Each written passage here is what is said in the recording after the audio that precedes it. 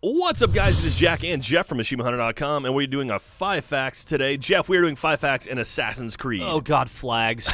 This Flags. is specifically Assassin's Creed 1. This is not Assassin's Creed 2, Brotherhood, Revelations, Open or world 3. flags. Or Templars. That PS Go game. Anyway, so Assassin's Creed 1. This is the kicking off of the Assassin's Creed series, as we all know and love, flags. with Desmond and all of his Talking wacky shenanigans. Talking to what's her face and the Templar every 2 seconds. Kristen Bell. Kristen Bell. Yeah. What's her name in the game? Not Sarah. Sally or Sammy. Samsonite. Yeah. But yeah, so this is the game. Obviously, it's like it was. I remember when they were showing off the game, they kept showing off sort of the fighting in the Middle East, but they never really showed the future day stuff. And then but you saw like these weird kind of glitches in the system and things, and I was like, what the hell is going on with this game? And then they finally revealed that you're actually traveling through time, kind of. You're actually traveling through memory. Yeah, right? yeah, absolutely. I'll tell you what. One thing about Assassin's Creed, aside from flags, is had one of the cooler endings I've ever seen to a video game. Because you're just, you never played the first one, did you? I almost beat the first one. After you pop out of the Animus, you're just left in the room, and you can kind of explore. And if you use Eagle Vision and stuff, there's like a bunch of hidden shit on the walls. And if you get a key card at a certain time, you can go into a room and read email and stuff. But there's all these like hints to future Assassin's Creeds and stuff that are there if you want to take the time to find them. Yeah, that's one. It's fucking awesome. That's one thing Assassin's Creed's always been good about is sort of the lore of the game. Like there is this big world and there's a whole lot going on, and it feels like you're just seeing a sliver of it. And as we play more games, we're seeing more and more. I like when games do that. Left 4 Dead does that very well too. Yeah, like you just run through and you play, and you're not overburdened with story. But if you want to go through and read every message and connect the dots on the walls, you can see some really cool shit. Yeah, I think Assassin's Creed 2. Like at some point you're collecting maps, and then you're putting them up on this big wall, and then like by the end of it you have this giant world map with like different assassin logos all over the planet, and it's like, oh crap, and like people are speculating that might be where the rest of the games are. But anyway, hey, we have 5 facts on this. Let's start it out. There's some crazy names in here. I'm absolutely going to destroy. You're going to do great. Anyway, all right, number 1, the assassins from this game are actually based on an Islamic sect. You're doing off to a great start. I got distracted. On an Islamic sect known as the Order of the Hashashin. Yeah. Which is where the word assassin comes from. Bonus fact, the phrase nothing is true, everything is permitted is often attributed to the founder of the Hashashin. Hassani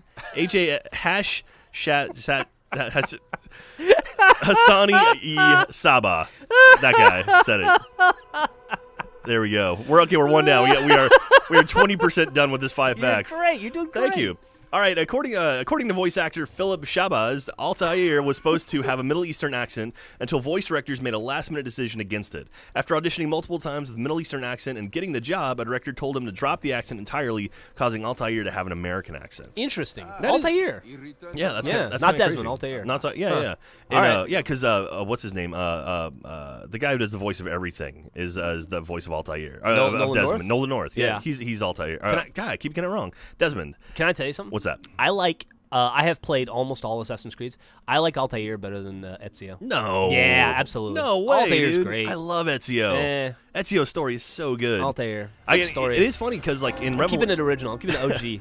in Revelation, you actually do hear Altair, and he has an accent. Yeah. So they picked it up in the 4th game, I guess, which is kind of strange. But all right, number 3. Originally, Ubisoft included a crossbow as one of Altair's weapons. Unfortunately, after playtesters favored the crossbow over melee combat, Ubisoft had to remove it to increase the difficulty of the game. Although the weapon is not in the game, it can be seen in the trailer that plays in the main menu screen. Thanks a lot, playtesters. Dickheads. Way to waste a ranged weapon. And you get a crossbow in Assassin's Creed Brotherhood, I think. Do you? Maybe not a crossbow. You definitely have a crossbow. You can throw in knives. 3. I mean, you get a bow in 3, not a crossbow. You get an actual bow in 3. But anyway, all right. Number 4. One of the main inspirations of art director Raphael Lacoste was Orientalist painting, and particularly the lithographs. The lithographs of the Holy Land and Syria by David Roberts. This inspiration can be seen in many aspects of the game as well as in concept art pieces. Huh. That's kind of cool. Yeah. And dude, I mean, that's one thing. Fact, Jack. That's one thing about the Assassin's Creed series is it's very, very beautiful. Like it is. I mean, just like something about it is just like very epic and very overwhelming. It's a very, very awesome story told within a game. You know what else is beautiful? What's that? Your heart. Aw, that's very sweet.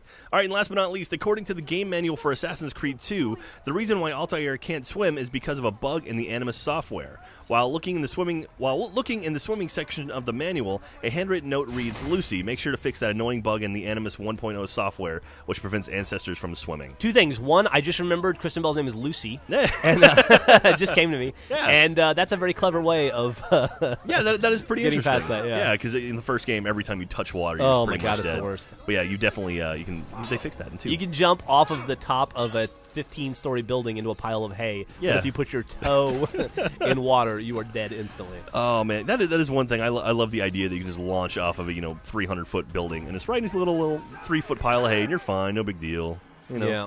How come we never test that on immersion? That would have been interesting. That's a good idea. I'm gonna go push Gavin off a building. But anyway, that's Assassin's Creed 1. I'm sure we'll be coming back for 2 and all the rest of them very, very soon. And I mean, if you haven't, I love the Assassin's Creed series, but I actually skipped out on 1, and I have gone back and played 1. And it is a little repetitive, but it is kind of cool to actually get the whole story. And it's interesting after playing the sequels to go back and play an original one because you feel like everything's kind of stripped out. Yeah, absolutely. And it's sort of like the core of the game is still there, and it's kind of fun to go back and try it. So if you haven't played it, go and try it. And that will be it for this week. Stay sweet.